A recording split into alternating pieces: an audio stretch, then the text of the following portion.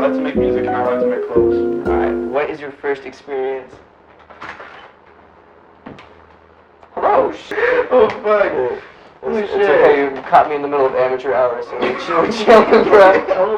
It's good to see you, man. Good to see you too. So, you like to make clothes? Yeah, I like to make music, I like to make clothes. Alright, what's your first experience with, I guess, finding something unique that you really love, like an article of clothing that you really love? The first experience that I found, or that I had with finding something unique, Yeah. I don't know. It's hard to pinpoint it. I can bring it back to one time that I remember thrifting when I went, and I was like, man, you can actually find some like fucking phenomenal shit. I was like 14, and I remember when I was like 13 or so, I ordered a fake, you know, like the old like Earl logo that had this head and it said Earl underneath it. Course. I ordered a fake one of those hoodies because I couldn't afford like the real one. Yeah. And it was in like fucking baby blue or some shit like that. And it was like $15. And then I went thrifting like a year later, and I found it in gray, and it was from Odd Future, and it had like the old ass Odd Future tag on the back and shit. Oh, that's dope. And I was so happy, dude. Other than that, like, I always find like cool ass pants, and jackets and shit. It's hard to say like, oh, I found this like t-shirt that like I'm gonna like alter and shit like that. T-shirts are definitely like, the hardest thing to be like, oh, I'm gonna change this up or I'm gonna do something with this. Unless you're like cutting it out, like the graphic, like we did with like those Vampirella pants. We cut out like, it was a fucking like triple XL t-shirt. Gotcha. The one time I've been to the bins in Sacramento, I went there and I found it, and that shit was like a triple XL, and we cut that graphic out and sewed it onto a pair of like black Levi 501s. That's dope. And it turned out sick as fuck, but like it was one of the first times I ever like brought to fruition like an idea of like, find this, like cut it out, put it on here, and then sell it. Because every other time I've done that, it's just been like for personal use or for a gift to somebody or like for a friend and stuff like that. I really haven't been doing like the creation side of fashion for like the longest time. Yeah, that's okay. That's definitely more so on like Naya's side of things. My partner was like 9 hours and shit. Yeah. Cause like she's wanted to do like fashion shit since she was like a little kid, and she does a lot of the shit for like bringing it onto the computers, making it so it looks good for the website and all that stuff, and on the actual prints and stuff like that. And I do all my weird ass little doodles and stuff, but it's mostly her as far as like things on the computer, things for the website, things for the Instagram, all that stuff. I get you. When did the two of y'all meet? When I was a senior in high school, which I graduated the class of 2017, so it was 2016, in like mid-September, I just got into high school, or I just got back in high school, and this kid who I was friends with, Noah, he was like friends with her through Instagram, and obviously I lived in fucking Portland, and she lived all the way down here in Sac, and like the odds of us meeting were like slim to none, exactly, yeah. And so like I met her through him, just through Instagram, and then one time I hit her up because I was like desperately looking for a girl to bring to homecoming. Yeah. Because I had a girl that I was gonna bring, but then like her friend was like, "Oh no, you can't bring her because I'm supposed to go with her." And so they that was some petty shit, but yeah, it was. It was fucking whack, dude. But so I hit up Naya and I messaged her over DM and I was like, "Hey, like, what are you doing on this day?" She's like, "Nothing," and I was like, "Okay, where do you live?" And she said, "Antelope," and I thought, because there's an Antelope in Oregon. Yeah. But it's like fucking 2 hours or 3 hours away. From where you can sit on the couch if you want to. Yeah, man. We're just recording audios. She lived like 3 hours away,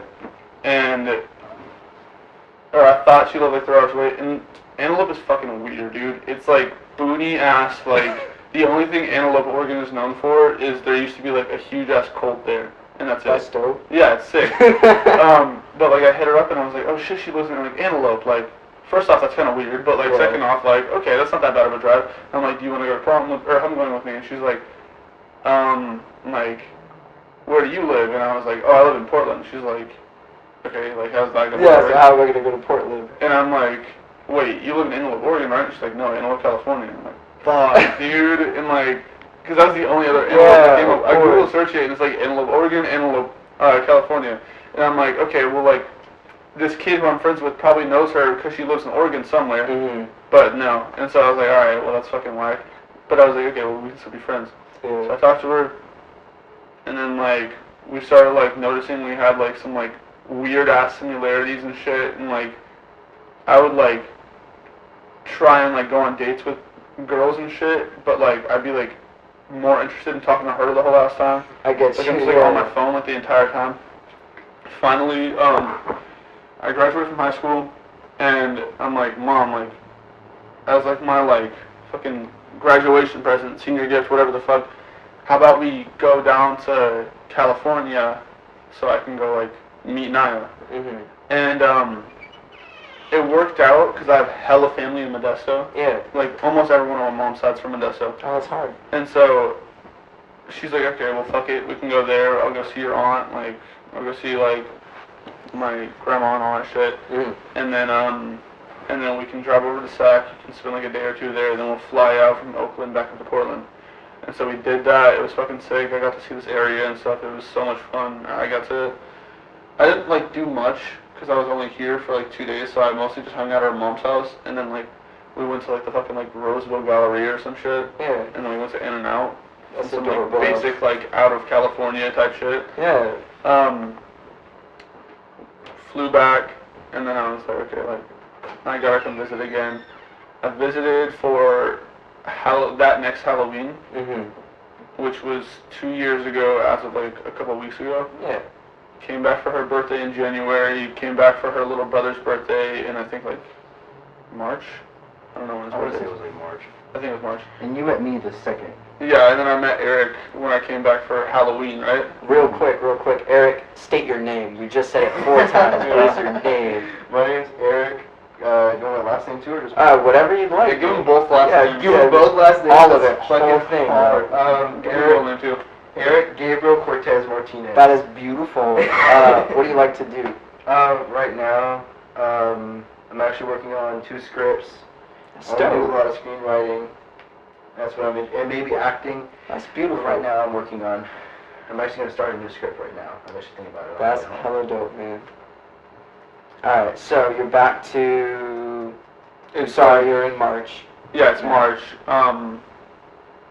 Go there, visit. Oh, okay, so March. So when I visited for her birthday and for Halloween, I flew down there and flew back. Come March, I was like, okay, like, I'm going to drive this time. Which, it's a 9-hour drive, hence the name of the brand. That's like the... That is actually really fucking cool. Yeah. That is awesome. And I'll tell you how we came about that name too after this. But, so, I drove down there. It's an exact fucking 9-hour drive. That's awesome. No minutes up, no minutes down. Like, despite, like, some traffic here and there, it's a fucking 9-hour drive to a T. And, so, we got to see each other for her little brother's birthday. I got to experience John's incredible pizza. Nice. I'm going to add, the pizza was not incredible. The experience was like an 8 out of 10. There you go. Some cool games there. That's a bar. Yeah. That was pretty cool. So then, I don't think I visited again after her little brother's birthday. No, I didn't. But I moved here in the very, very end of July, early August. Like July, like fucking like 29th or some shit. I remember that. Of like, we were expecting you to come like August, like 10th. It was like really close to our first day of school, and you just came out of nowhere. And you're like, oh yeah, Dustin moved in, by the way. I was like, oh shit. Yeah. So her mom like offered me to fucking live there at their house crazy. and pay like I was gonna pay like $200 a month, and I was gonna live at her house because she knew like it'd be a good experience for us. But also, like, she knew, like, my living situation in Portland was a little bit fucked. And so she just offered it to us, and I was like, fuck yeah, like, that's fucking perfect. And so I drive down there. Both times, I did not know if my car was going to make it.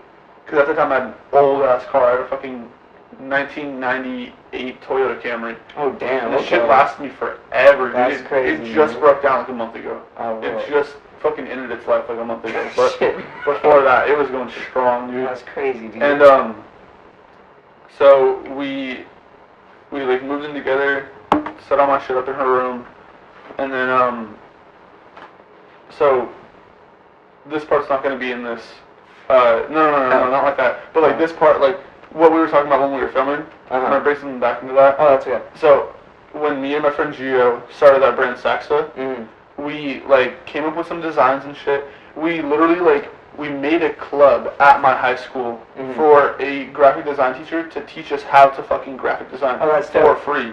And like that's what I tell like hella people are like, oh, how do you get into this? How do you like do that and that? It's like, dude, like you just need to ask questions and like you need to like just like fucking try harder. It is free to ask questions. It's so and yeah, like and most people who are into this type of thing, like they love to answer that type of shit 'cause it's a common interest, you know what I mean? Of course. So there's this old ass lady teaching me how to draw shit for like a fucking streetwear like design brand and shit that I'm making, and like she was fucking amazing, and I like I'm so thankful for her. Also, my photography teacher, Mr. Strong, he helped me a lot during shit. But like me and Gio, we started Saxa.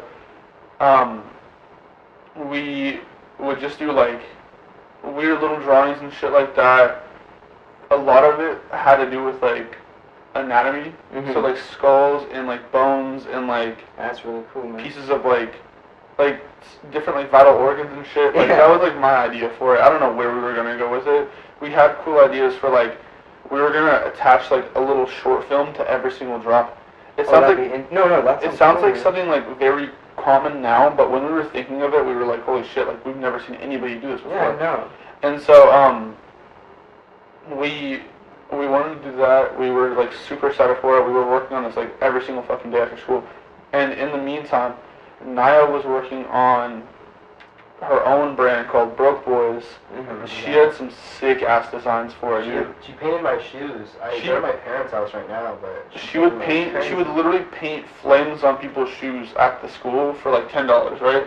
Yeah, somewhere around that's a good hustle. Yeah, she was making money from doing that, and she would paint on jeans and shit, and like it was insane. We have a lot of her art up around, like that one right there is hers.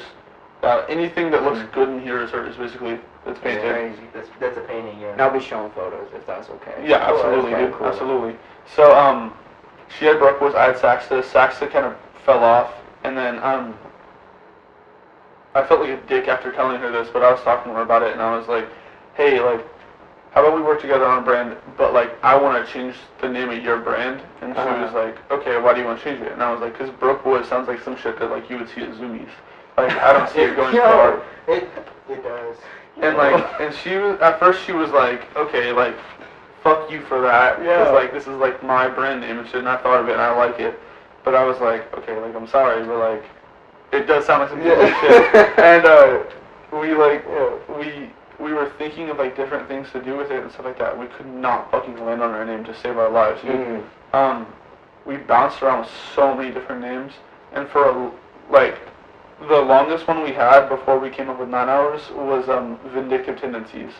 Oh, that's interesting. We liked it because we could do a lot of things with that name, and it was like VT, so it was like TV backwards. So a lot of it was going to be like the very first media and shit like that, and it worked good because like I'm fucking huge on movies and stuff like that too. Of course, yeah. And like I don't know, we had that idea for a long ass time, and then we went to this coffee shop that's in fucking where is it? It's like kind of in Roseville, I think. I still don't know this area like super well. Oh, it's okay. Man. I'm spacing out the name of the coffee shop. I don't know shit. Yeah. I'm spacing out the name of the coffee shop, but we're just chilling there. And Temple? Is it downtown? No, it wasn't Temple. Where was it? Roseville? Yeah. Oh, you talked for something. No, it wasn't Foursquare. It was. Double check, make sure we're still. Hell yeah, we are. Okay.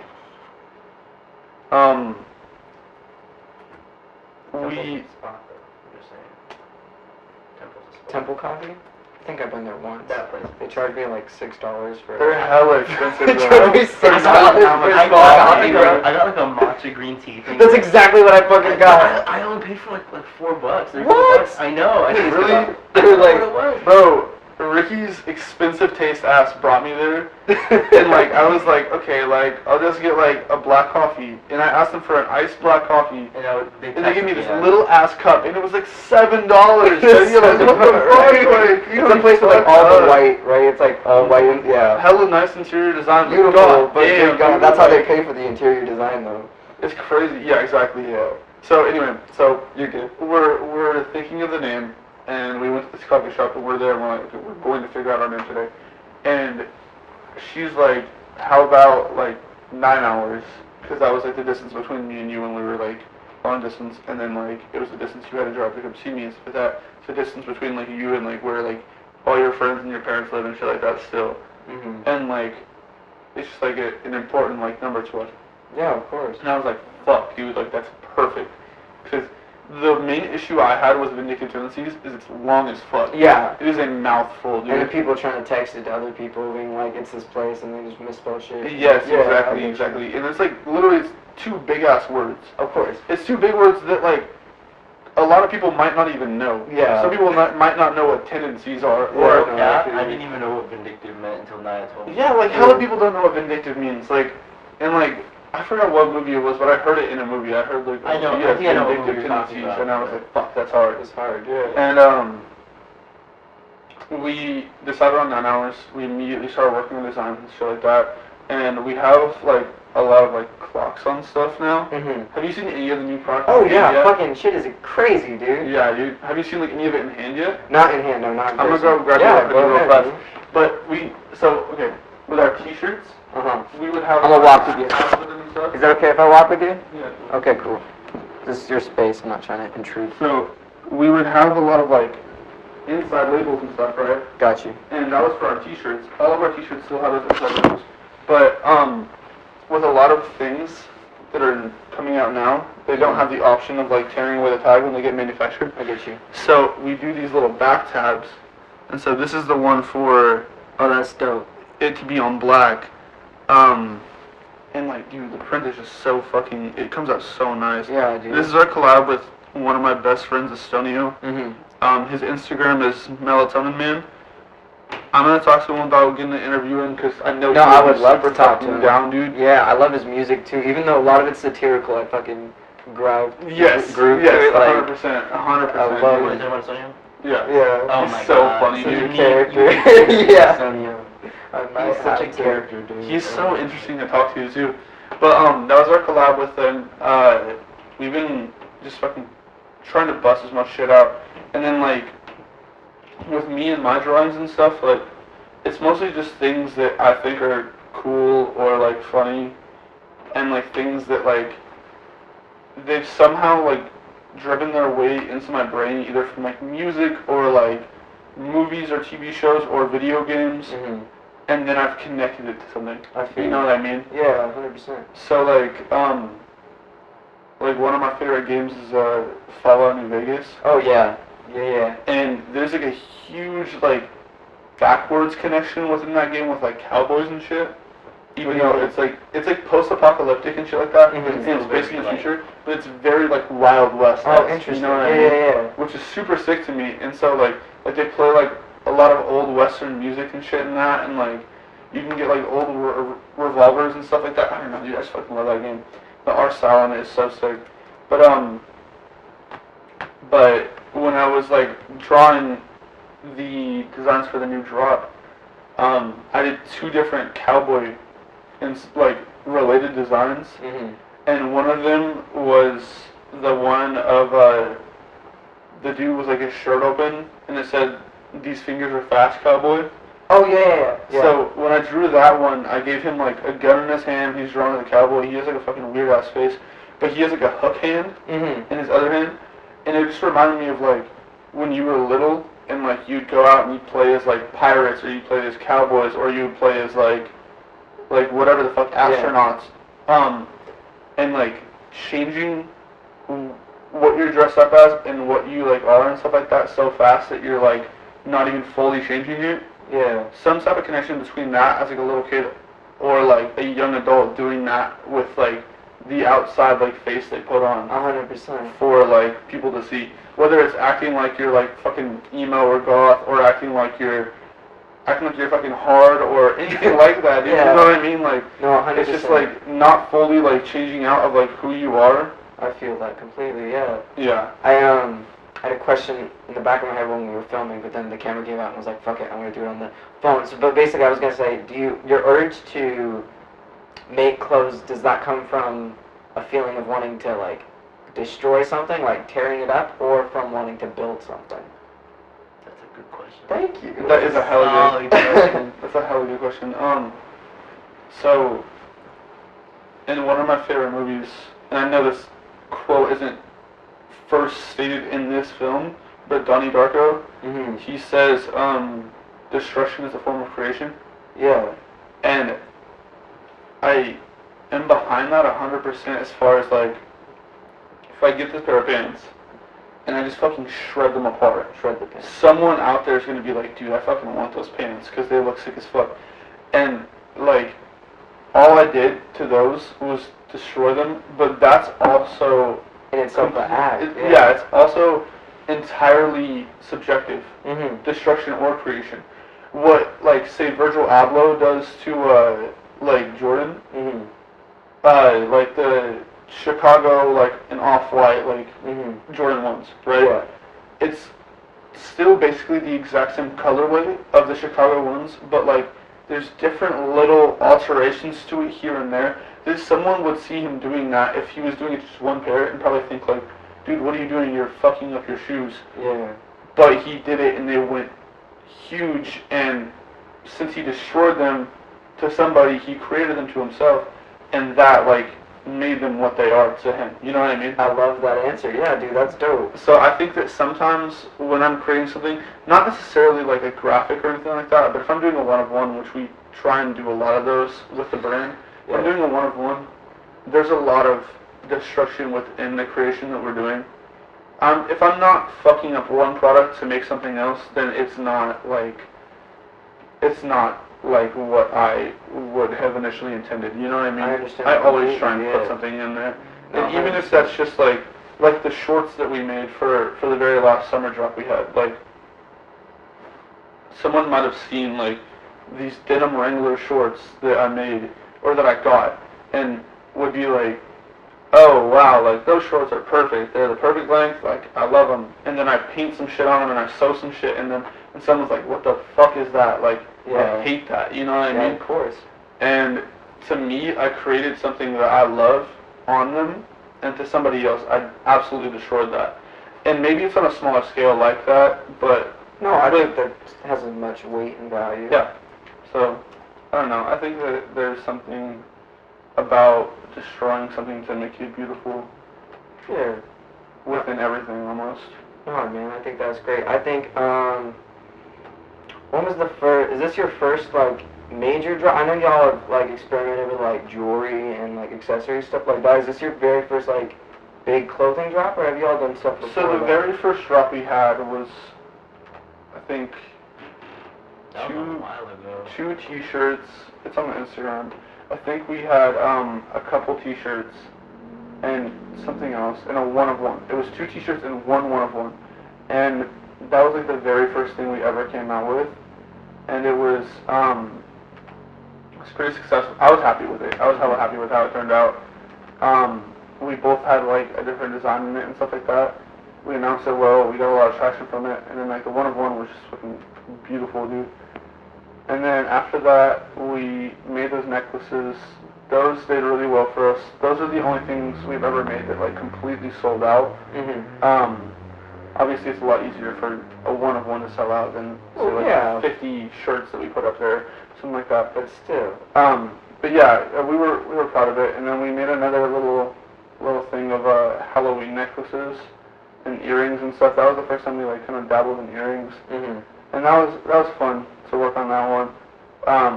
And then we had this most recent drop, which was our biggest drop yet. That one was, I was really, this is definitely a compliment. I'm worried my tone will be taken as like an insult, but I'm saying this is the first time I was ever like, oh shit, like they're really like...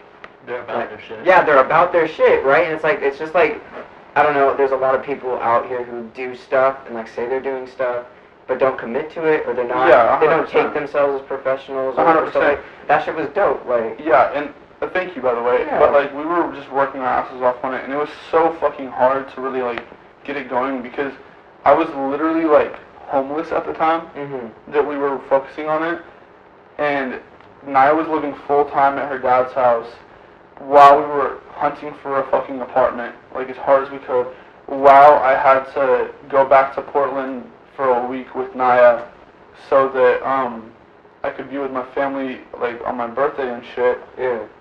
Which was in like late September, mid-September. And like, I don't know, dude, there was just so many things going against us all at once. Like our cars were both acting up and shit. And I had just got a second job and stuff, and like, it was just all going against us, and we somehow pulled through. Yeah, man. Well, I think that's beautiful in itself. Is just I don't know. I think when people are pushed to their limits, that's when they can create some of the coolest shit. Oh, absolutely. Ever, and like, I don't even know, man. I remember I met you at the Good Time show. Yeah. Which was its own thing, but like, I don't even know. I think the first time I met you, I walked up to you because you seemed like the least. Like you knew the least people there as well. 100%. Because I was sitting right next to my car. Yeah. And I was by myself and you were by yourself, and then there was a group of like 12 people over on me. We were just talking. I was like, okay, so we both don't know what the fuck's going on. Yeah, exactly. But I don't even know, man. I think I remember the first time we went up to like the top room, and I saw like just some of the clothing designs you put out, and I was like, I don't even know. Like this dude has a really good eye for sure. I didn't even know what the fuck I was doing. Yeah, so like.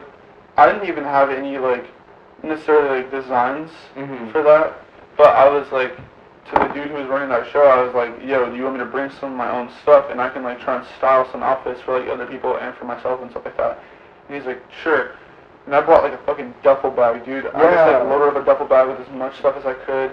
I brought, like, 5 pairs of shoes that I just handed out to different people. I brought a bunch of shoulder bags and stuff that I handed out.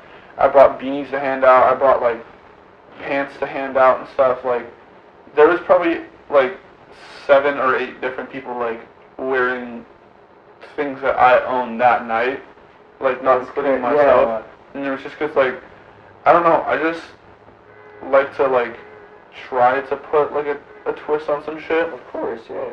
And I don't know, I like styling stuff for people. I fucking love styling stuff for people. Fun, yeah. It's super fun, dude. Do you see yourself, I guess, let's say 10 years down the road, what kind of roles in clothing and or I haven't even touched on music yet, but clothing and or music would you like to see yourself exploring?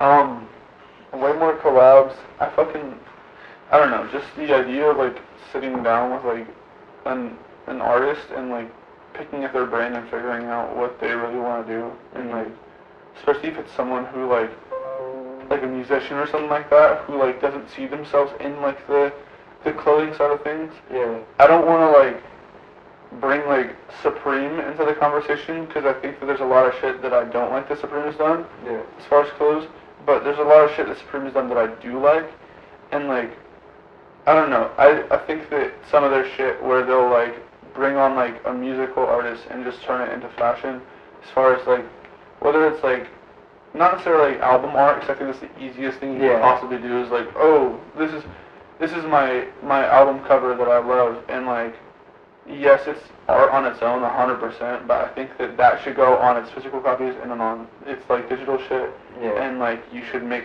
some other kind something of like unique out of something the merch. unique, Yeah, and it can even be like a spin-off of that, but it should be its own thing for like the apparel. Yeah. So working with more artists, love to get a show going, but I know that like that's something that comes with time. Yeah, you know, of course. Want to 100% make sure that we have like as many like people involved in it as possible between like other artists and like fans and stuff like that. Right now our demographic is split half and half between Sacramento and Portland. Are you talking about for clothing? For clothing, yes. And so it's a little bit hard to like really like see what we could do right now. Yeah. Unless it was some kind of like collaboration show, which is always possible. But I don't know, like getting some kind of events going on, maybe like maybe getting some kind of like bigger projects and stuff like that. I love the idea of like working on like sets and stuff and like getting our pieces out and like bigger fashion shows like Sac Fashion Week and stuff like that. That shit's dope, man. And that's all stuff that will come with time, like building connections, stuff like that. Of course. So like for fashion, I'd like to get more collaborations going, other brands, other artists and stuff like that.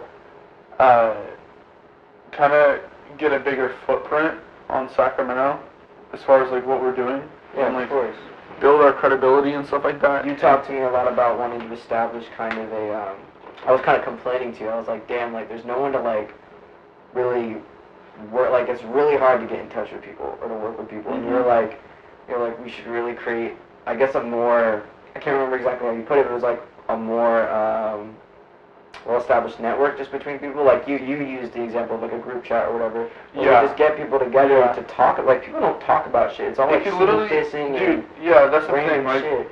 I would love it if there could be events where like they're playing like some calm ass music.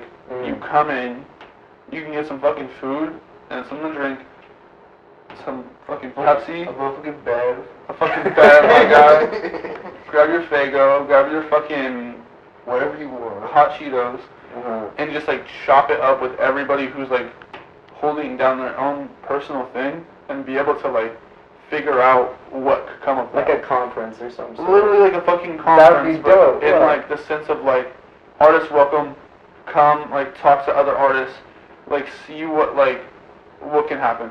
Yeah. You know what I mean? Like on some like fucking speed dating type shit. No, honestly, I want to go on crazy. some type of speed dating type shit, and I will go with a table and talk to like the dude that runs like fucking like Adversary, and then after I talk to him, I'll go over and I'll talk to like some dude that fucking makes music from Sac or some shit like that. Yeah, like a local networking event in a way. Exactly. Yeah, That'd be so fucking sick to me. Yeah, of course. And like I've never seen that be done before. No, not like that. Like people will do big events and shit, but a lot of time people go to that shit so they can meet or talk to other people. It's like, why can't we just have an open, like, why are we gatekeeping shit from people? Like, that's not, I understand, like, relationships, obviously, like, that comes with boundaries and shit, but, like, just meeting other people. And you can network and shit like that at, like, concerts and stuff. Yeah, but... Because that's the main thing you can think of when you think of, like, an event that everyone's going to go to. It's a concert or some shit, or maybe even a fashion show.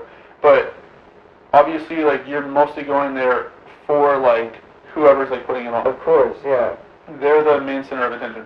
There's nothing wrong with that, but like if your main goal is to go there to like network and shit, you're not gonna get as much of that done as you possibly could. Of course. The only bad thing about that is that like a group chat on like Instagram would be like there's a limit to how many people you can be in there. Yeah. It's like You can only go so far. You can only go so far. It's a little bit closed off.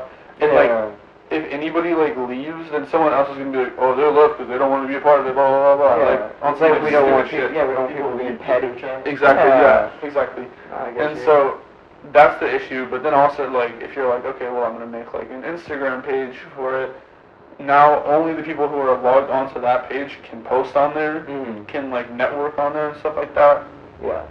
So it's a little bit harder to do that. Yeah, just try and find a way not to exclude people. Exactly. That's why, like, completely. I wish Instagram had something like how Facebook has, like, those, like, fucking, like, not event, but, like, groups. Oh, yeah, I get like, the you. group pages. Yeah. Where you can go on it whenever you want. There's no, like, fucking, like, oh, you have to be part of this. Limit, yeah. There's no limit to it. You can post whatever you want onto it. You can, like, comment on each other's shit individually and stuff. But obviously, like, we're not getting hella people to go on fucking Facebook. No, it's 2019. Yeah. So I'm not sure. I still gotta think about that. No, I still gotta think it's still a great idea. if there's gonna be some kind of social media that'll be right for that, or maybe like it's ambitious in itself. it's ambitious, but it's possible for sure. Yeah, of course. So that's kind of like some of my goals for fashion and shit like that. Just kind of get a bigger footprint, test my waters and stuff like that, see my abilities and see what I can really accomplish. There's a lot of fucking ideas I have. My main issue is just trying not to overwhelm myself. Dude, I feel that. Because it's so hard to be like, man, I really want to work on this song right now, but I would also like to draw up this design for a shirt. But also, I just got this fucking crazy ass paint marker and I want to paint on these fucking shoes. But also, like, like, oh, like, I wanted to, like, work on this fucking movie and shit. And it's so hard to, like, section things off and be this is my main priority. I need to work on this right now. This needs to be done. And also taking time for yourself. Exactly, dude. Yeah, exactly. You know, taking care of your mental health and all that shit is important. Yeah. As of lately, I've been trying my absolute hardest not to, like pick at people and, like, kind of find flaws in people and stuff like that. Yeah, of course. Because, like, I don't know, dude. Like, I definitely had an issue with that. Once I first got here, I was just fucking judging damn near everyone who lived here, dude. And it was all, like, subconsciously. I did not mean to do any of it. And I was just like, I just got here, and I'm like, oh, that person's corny, that girl's corny, that guy's corny. Why is she dressing like that? Why is he posting that on Instagram? Like, oh, like, he's only saying that he likes that, so everyone's like, oh, he's cool for that, and all that shit. And it's like, I don't even know, like, what's my end goal for that type of shit? I get you. I'm out here, like, picking at people and stuff like that, possibly, like, destroying any chance of, like, either, like, friendships or, like, any kind of, like, possibility, connection, or anything like that. Yeah. And, like, I don't know, lately I've just been, like, trying my absolute hardest not to do that. I get that. I feel, whenever anyone's thrown in a new environment, I think their first, it's just our natural instinct to be like, alright, I'm on the defensive now. Absolutely. Well, because, like, I don't know, whenever you're in a new spot, people can see you as, like, an opportunity or someone they can use or whatnot. Or that's at least an internal monologue we think to ourselves. It does take a lot of effort to open ourselves up to new shit and new possibilities and stuff. That, and also, like, there's a lot of people who just genuinely, like, find their main source of entertainment out of, like, picking on people. For real. And if you are ever with someone like that, you automatically feel obligated to also be like that. Yeah. So if I go to, like, any kind of event and I'm there with someone who, like, the whole time I'm there, they're just like, oh, that person's, like, whack, and that person's stupid, and, like, look what this person's wearing, and, like, oh, man, like, that person's fucking lame, look what they're doing. And, like, automatically you're going to be like, yeah, that is kind of dumb, and, like, oh, this and that, and blah, blah, blah, and all that shit. Like a mob mentality. Exactly, because it feels safer to be, like, grouped into that type of shit than, like, especially if there's someone that you're friends with or that you look up to or anything like that. It always feels safer than to be, like going against what they think. Being like, I don't agree with you on that because I think this and that. You know what I mean? 100%, yeah. Just because, like, I don't know, that's also natural instinct. You feel way safer just, like, agreeing with it. Like, nodding your head and moving on and stuff. Yeah, well, and there's, like, there's a pattern I've noticed a lot of people fall into is where we fail to set boundaries with people until it's too late, and then we realize, oh, they're comfortable treating me in a specific way. In the very second you set those boundaries, then motherfuckers be like, oh, you switched up, bro, like, fuck you. That's it's like, so fucking true. It's like, no, bro, I just respect myself now, it's different. That's so fucking true. I never even thought of it that way. That's hella true. It's just human nature to, like, latch onto patterns and stuff. And, like, when you, especially when you, like, first meet somebody, too. Because you're like, this is them, this is who they are. Yeah, and also, like, you might even be like, oh, maybe they're just acting like that right now. You don't know how someone consistently is when you're just now being around them. So if you see someone being, like, gross when you first meet them, you're like, either you're like, oh, they're like that all the time, or you're like that, or you're like, oh, they're probably not like that all the time. And it's hard to really fucking, like, understand. And that goes both ways. Like, you might see someone act gross the first time you see them and make your entire judgment on that person in that first, like, experience, or you might be like, oh, they're not like that, actually. They're just acting like that right now. And then over time you find out, like, whoa, this person is like that all the time. You know what I mean? And, like, that's negative on both sides. You can lose out on an opportunity to be great friends with somebody, or you could, like, become friends with somebody that turns out, like, it's not good for you to be around that person. Yeah, 100%, man. I feel that. I was gonna ask. Oh yeah, so you make music. What was your very first kind of record that you heard and you sought out, like, you didn't know who it was, but you kind of sought out that kind of sound or feeling? I have it with me still to this day. What is it? If you want me to pull it out, of course. And then I will tell it because I know that we're just recording audio. Right? Oh yeah, that's good, bro. But it was an experience I'll hold on to for the rest of my life.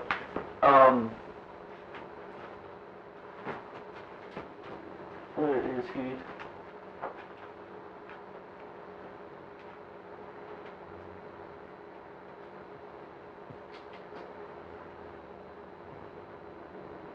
Never mind, I don't have it. It's okay, man. But I went to a record store with my father, and my dad's record collection is fucking insane.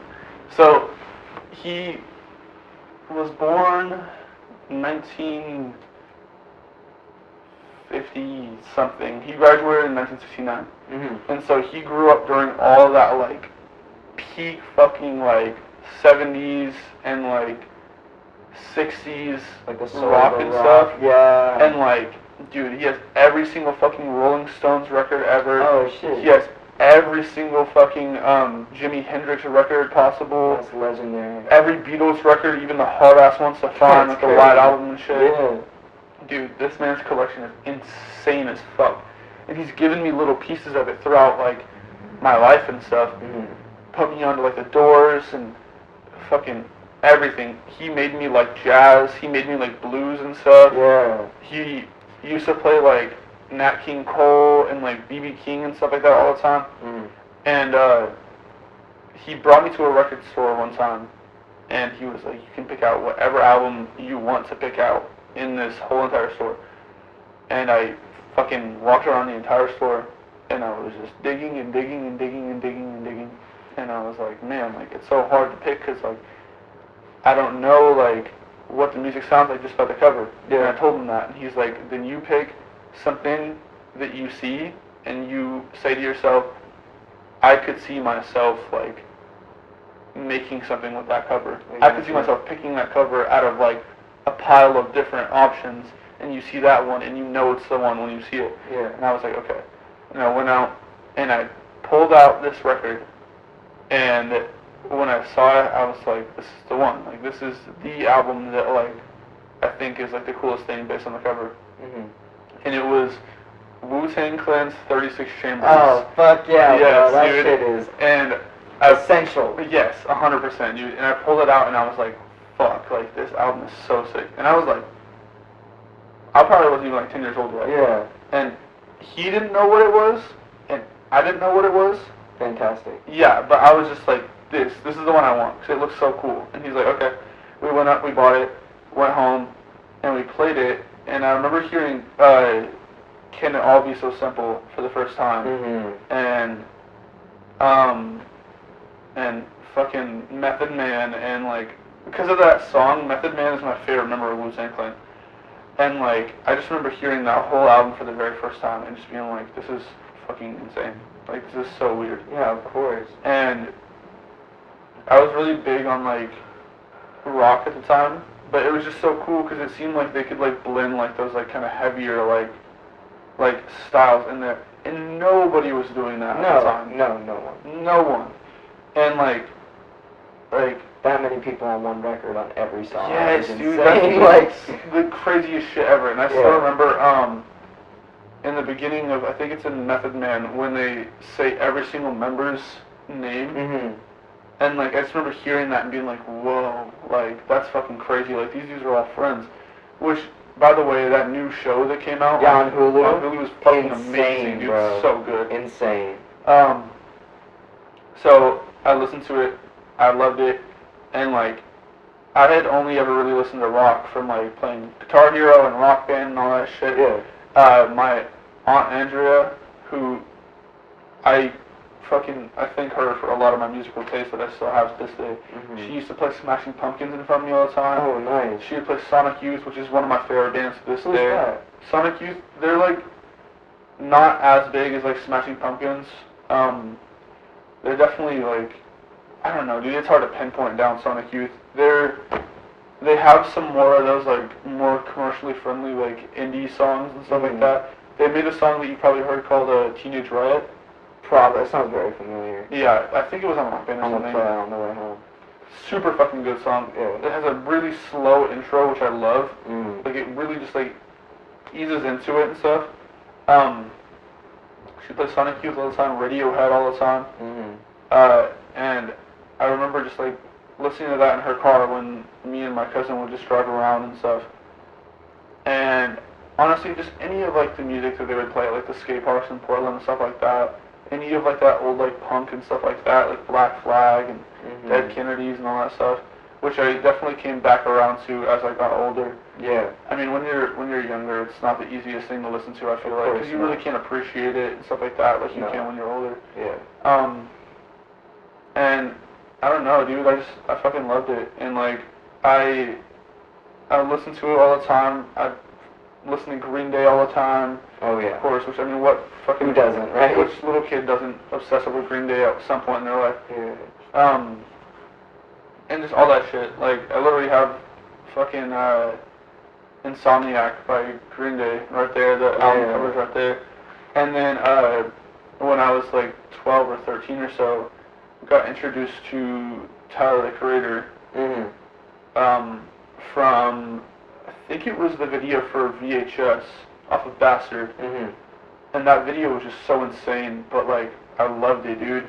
And I listened to Goblin after that because Goblin had just recently come out. Yeah. And dude, that album fucking changed my life. That album is so insane. That's another album that I have on vinyl, which it took me fucking forever to find it, but I got it just recently when I went back to Portland for my birthday. And that album is fucking ridiculous. Oh, yeah. I love that album. The lyrics on that shit are so bad. They're not bad like bad lyricism, but bad like as in like he shouldn't be saying that. That's almost like addictive. Like how much. What I think happened with him is like he pushed the boundary so far that like he realized like okay, nothing's gonna fucking happen to me, and he just like got numb to saying shit like that. Yeah, you know what I mean? Of course. And so I don't know. That album was insane to me. I remember the day that Wolf came out.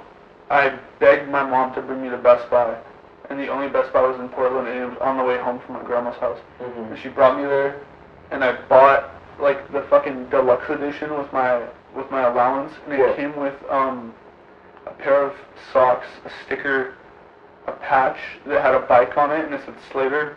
The album obviously, and then it came with a little calendar, like a little tiny calendar. That's the top of the box right there. Oh, that's the little Wolf album cover right there. That's what the top of the box was. And I like flipped through the calendar, and it was basically just like obviously the days of the year and shit.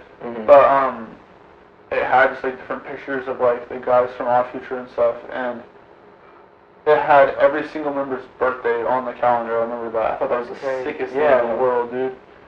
And I just fucking love that album, dude. To this day, that's like probably, it's definitely in my top 10 somewhere.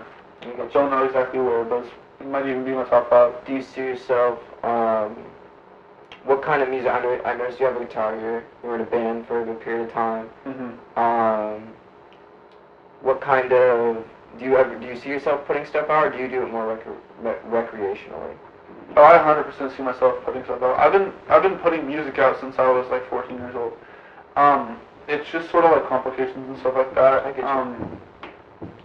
When I was 14 or 15 for my birthday, my parents bought me FL Studios and a Blue Yeti microphone. Oh, dope. Yeah, of course, essential. And I used that mic throughout like all of like high school and shit. Anytime I was recording music. And I was just recording shitty, like fucking rap songs and stuff like that. Okay, but you have to do that until you get... That's 100% true, yeah, and you have to learn from doing that and stuff like that. And I would record, and I would mix and master all my friends' music using Audacity. And I had, like friends and stuff like that I would make just from the fact that I would mix music for them. Yeah. And then they would introduce me to their friends and stuff, and I made a lot of connections. And, like, I was going over to, like, people's houses of people that I was, like, genuinely fucking scared of. Yeah. Like, I would go over to people's houses and, like, mix music for them, and, like, as they're, like, rapping into the mic and shit, they pull out, like, fucking guns and stuff, and I'm just like, fuck, dude, like, how did I end up here? Like, no, I get you. This is wild. But, I don't know, dude, it was all an experience, and it was all important. And then, I always wanted to be in a band. I always, like, tried to make bands with my friends in, elementary school. I still have some of the notebooks and stuff like that I would write all of my shitty-ass lyrics in and stuff like that.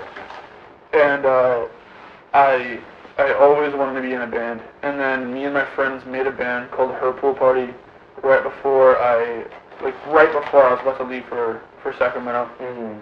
And it was going pretty good.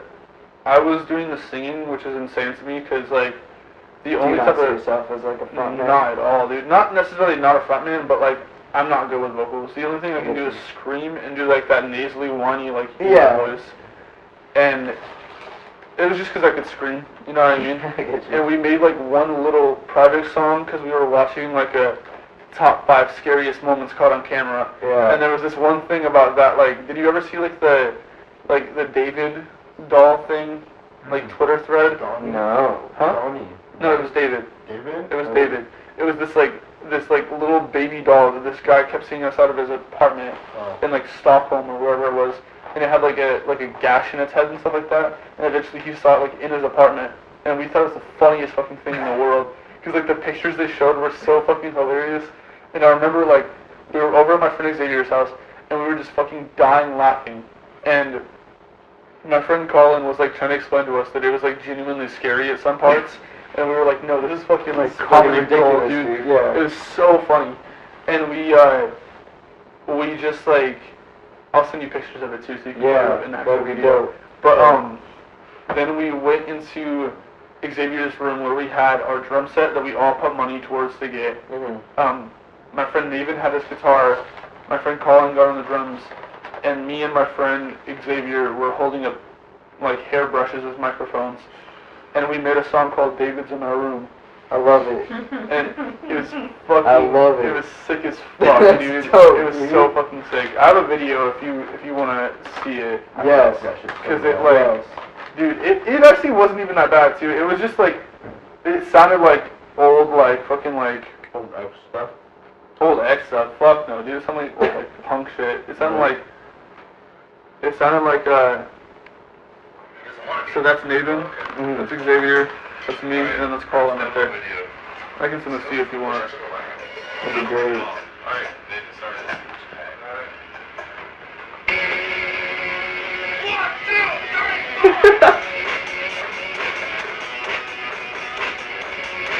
That's just like freestyling the lyrics to it. I love it.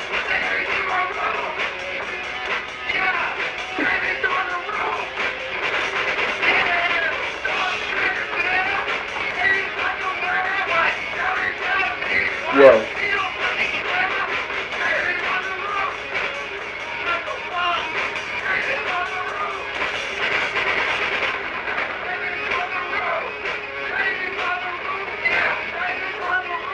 I love it. So yeah, it's a drummer. It was just a drummer, a guitarist, and an ad-lib and hype man and me on vocals. Fantastic. And so I hadn't been introduced to the bass guitar yet at all. And like, I mean, I like tried to play guitar at some point. That's a bass. I called it a guitar earlier. I mean, it is a guitar, but it's a bass. But I tried to play guitar when I was like a little ass kid. I got one of those little like fucking starter pack like Gibson things that came with like a guitar, an amp, and a case. And I was fucking awful on it. The only thing I could play on it was Iron Man because it was all on the fucking the E chord. Or the E string.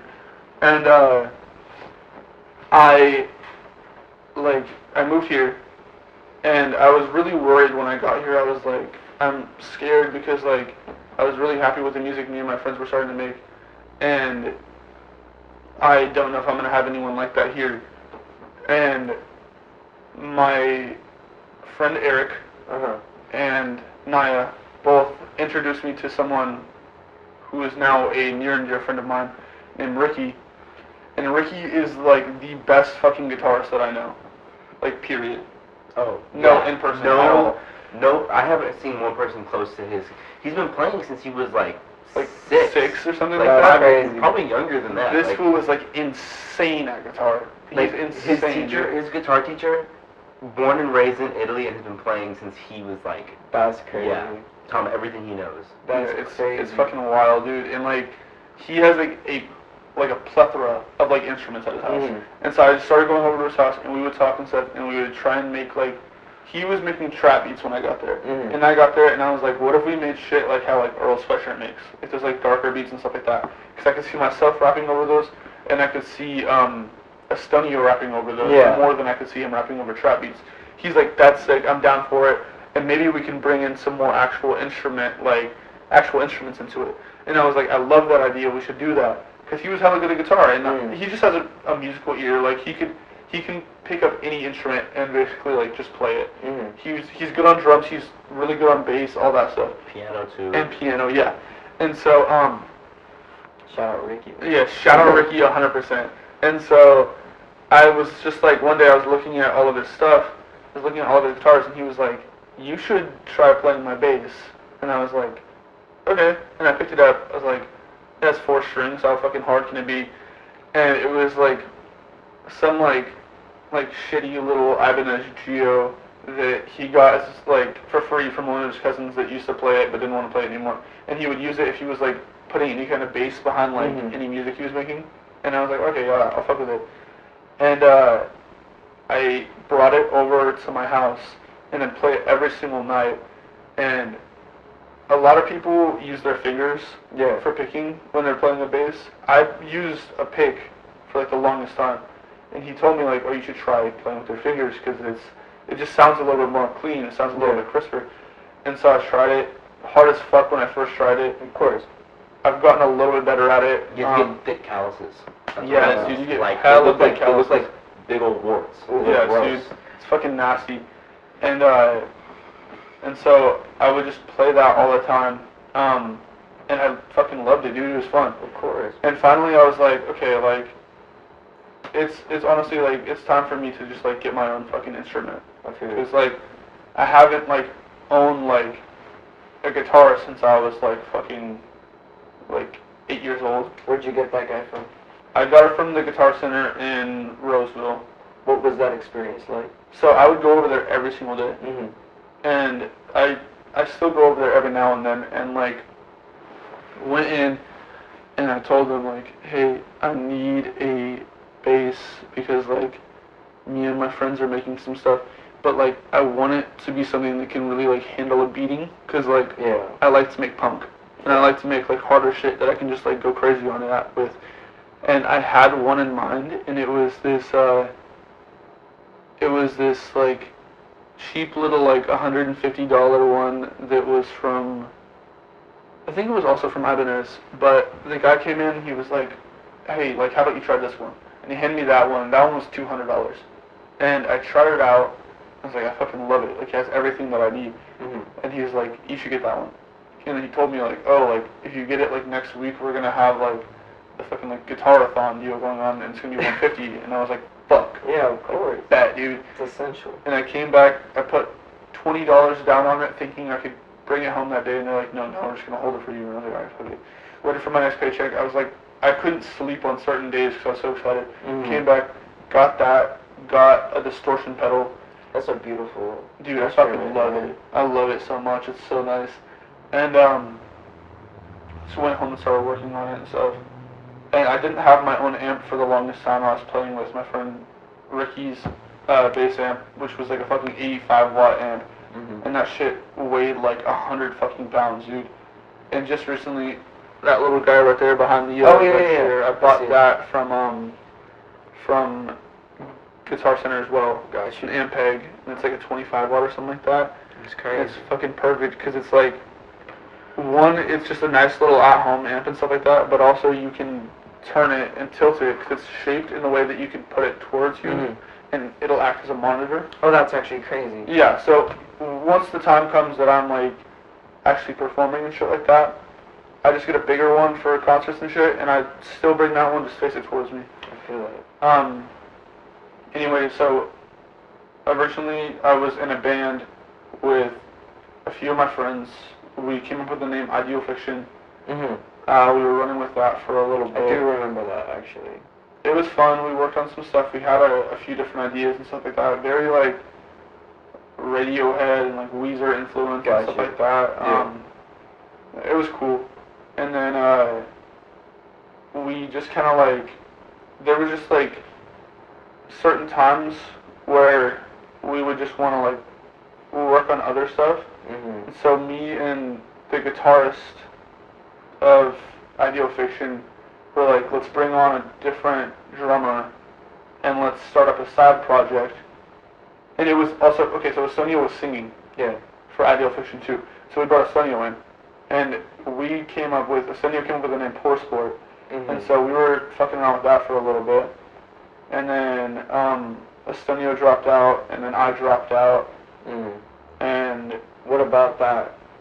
What do you think caused that? Was it just scheduling issues, or was no? It was just like for myself, I didn't see a future for me in it. Got you. And I just didn't feel like I was getting, I guess, like treated fairly. You know what I mean? I feel that. It was definitely artistic differences and stuff like that, and like bands are hard, man. It was hard as fuck, and like, dude, I was like fucking like homeless for like a whole last month, and then like I don't know, there was just like, it was so hard to like really focus on music, but they like wanted like 100% from everyone, which is understandable, but like I just like, I was like, okay, well like, just like be patient for me, and like we'll be cool after I'm like out of this like little like situation that I'm in right now. Yeah. And I didn't feel like they were being patient. I get that. So I was like, okay, like I understand. Respect you guys, but like I'm out. Like I can't deal with it right now. And like if that's like the type of like shit that's gonna go on, then like I don't really want to like be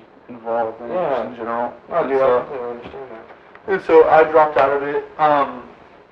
And then we got in here. I've just been working on like, I've been learning a fuck ton of jazz bass. That's dope. Which is like way harder than like any kind of like punk shit that I was working on, obviously.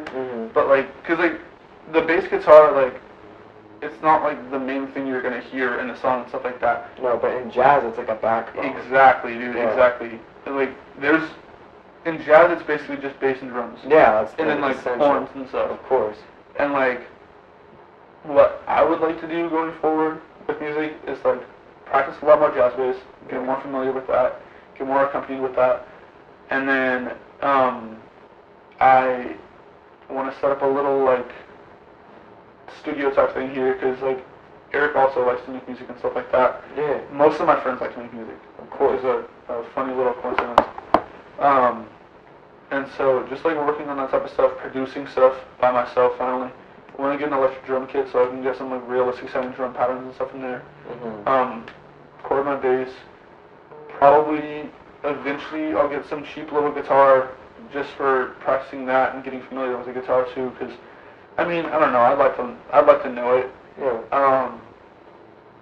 And just recording that type of shit, getting my mic in here, because I have a pretty nice mic over at Ricky's house, and then just like practicing with that, learning that, and then I'd like to work on scores for like for films and shit like that. That would be fucking. Is that something y'all are looking at? 100%. Yes, 100%. We haven't talked about it as much, but I kind of like assumed like it was we like agreed on it without even having to talk about it. Kind of like telepathic. And then our good friend Adam also works on film and shit a lot too, and me and him have talked a little bit about working on scores together and stuff like that.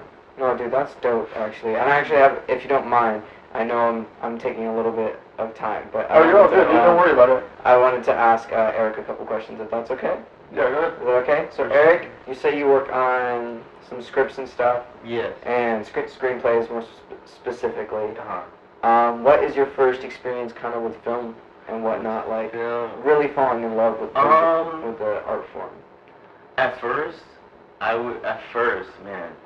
Ever since I was little, I've realized that I just love movies. I love movies, I love actors, and then I didn't really start falling in love with the process until Adam and we started hanging out a lot more. And like we would just watch movies all the time, and we would talk about like the different types of shots, every type of camera angle, you know. But right now, like what made me want to start my own like process of making a film or writing a script was actually theater. I did drama my senior year of high school. I wish I did it all 4 years. I feel that, bro. I did it my senior year of high school.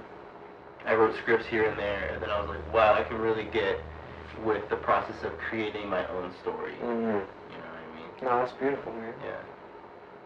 Yeah. No, that's awesome. I did theater for a good amount in high school too. It was a fantastic experience. I don't even know, man. I was gonna ask something cool, but It's spacing right now. I was gonna say.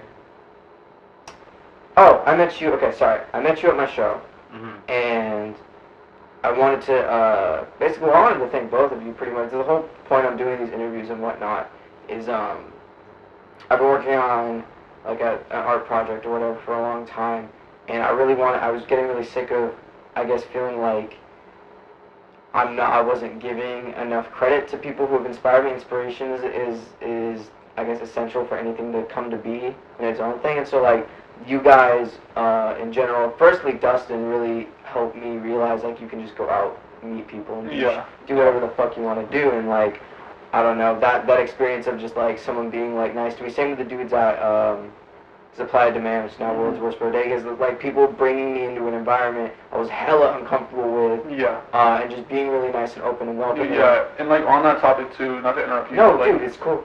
On that topic too, like I remember I got there and I was so uncomfortable and shit like that because like I knew nobody. You know what I mean?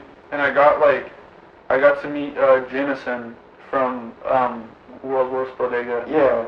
And I was just chopping up with him, and like the whole time we were there, like me, him, like Jordan, fucking Derek, Styles, Zay, like all of us were just like making jokes the whole time and shit. And like I don't know, I just felt like hella like welcome there. You know what I mean? Of course, yeah, like, it's a beautiful thing.